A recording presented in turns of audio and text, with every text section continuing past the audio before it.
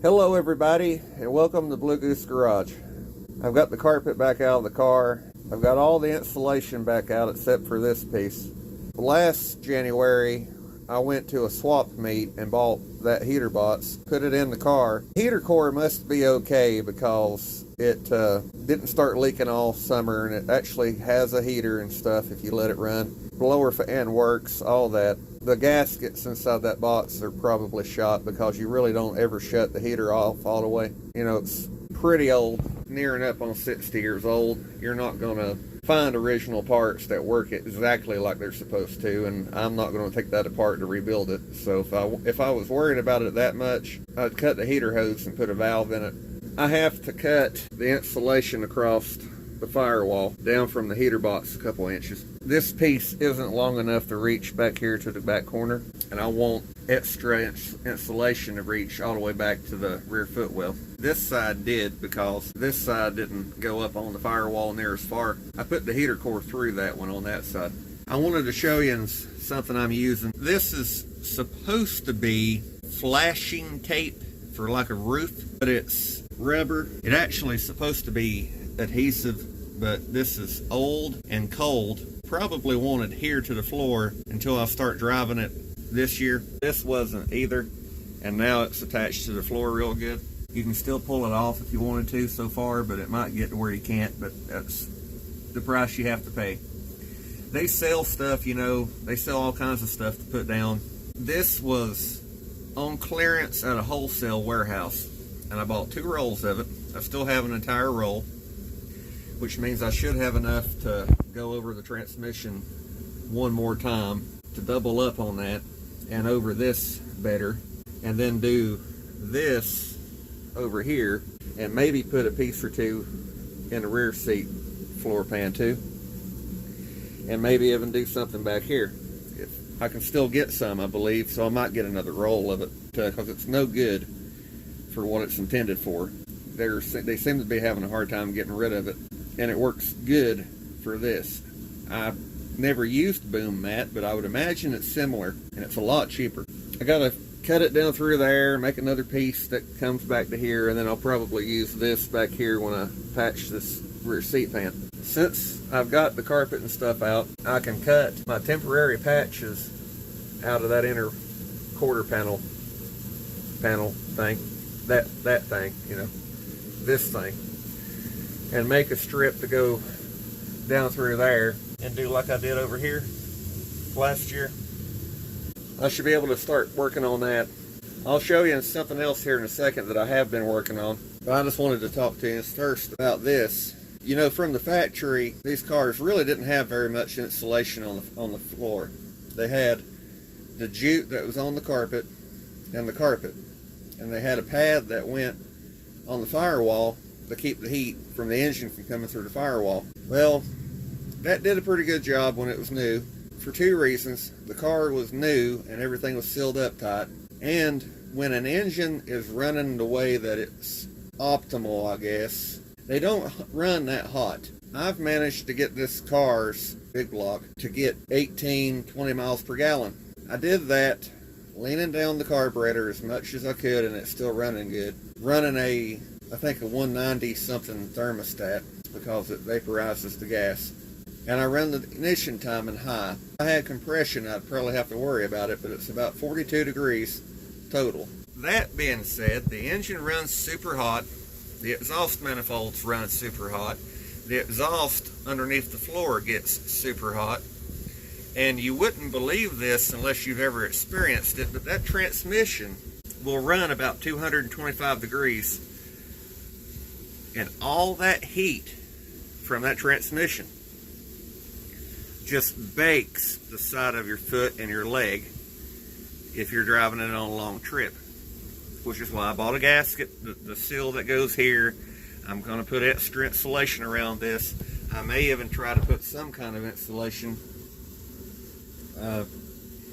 asbestos cloth or something, fiberglass cloth or something, over this and just leave the shifter exposed, because I don't have air conditioning, and if I had air conditioning, I don't think that air conditioning would cool this car down as hot as it runs. Poor boys have poor ways. I've been working on this for about a week since you've seen it last.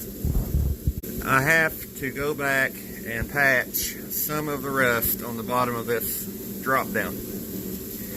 I didn't want to do that because I didn't want it to screw with the way that this is shaped. But I decided that if I welded everything in and finished all that the way it's supposed to be, and then went back and patched the bare minimal, and then ground on it and wire brushed it really good, and painted it with honestly just Rust-Oleum. I don't like POR.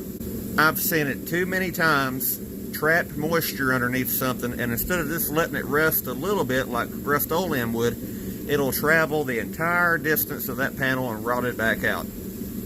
So I don't like using POR because of that, or Chassis Saver, or any other paint over rust type product.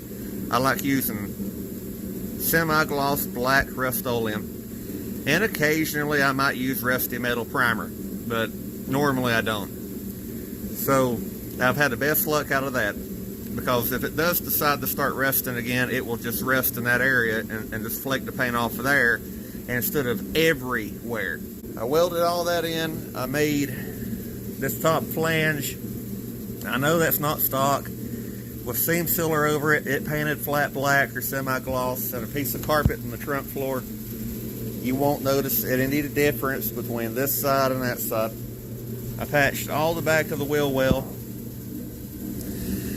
inside and out. I've put the lip back around the wheel well to here. And then I realized that somehow, which I'm not going to do anything about it, I can't do anything about it. Somehow or another, if you happen to watch my older videos, I said if it's within a ½ inch, front to back, side to side, corner to corner, that I'll be happy.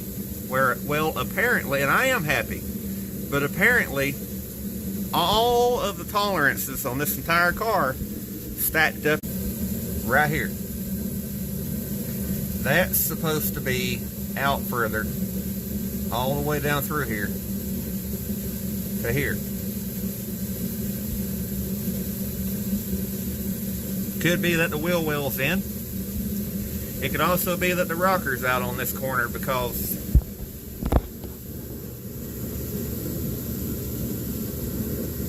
the back of that rocker was missing. I cut the center of the rocker out on another car and made it an end piece and welded it back in. So it's possible that somewhere in this general area that ended up too far in, or the rocker ended up too far out. That's what scrap metal, Bondo, and a welder's for. Kind of is what it is. I've also been working on putting the trunk lid braces back in so I could put the torsion bars back on the hinges. The only set of these that I had that was remotely complete was the original set out of this car. This one's not really all that bad, even though that's flatter than it's supposed to be. This one's twisted. I think this one's this side and this one's that side, and it kind of makes sense because, you know, the car was kind of, you know, totaled. I'll figure that out and I'll make a video about it. I'm making a video about it, and I'll figure that out and I'll show you, patching all that back in the rest of the way. The reason I'm not doing any cutting and welding tonight is it's in the single digits at night and stuff right now. This winter storms came down here and really affected everything. It's cold enough that when you cut and weld something, instead of it just warping a little bit, it's so cold that nothing else on that entire wheel well warped when I was welding it, but that right there. I don't know if you can even see that, but that panel, I'm going to have to beat that back out with a hammer, drawled in, and it sounded like a bomb went off when it was cooling down, and I watched it do that. So I don't want to weld any structure like that piece up in here because I'm afraid that when it cools back down, it'll draw the roof down, and it wouldn't surprise me a bit when stuff's this cold, you have things happen that normally wouldn't happen. Anyways, I hope you guys enjoyed the video. Let me know what you think. Like, comment, and subscribe for more. And I'll see you again next time. Bye.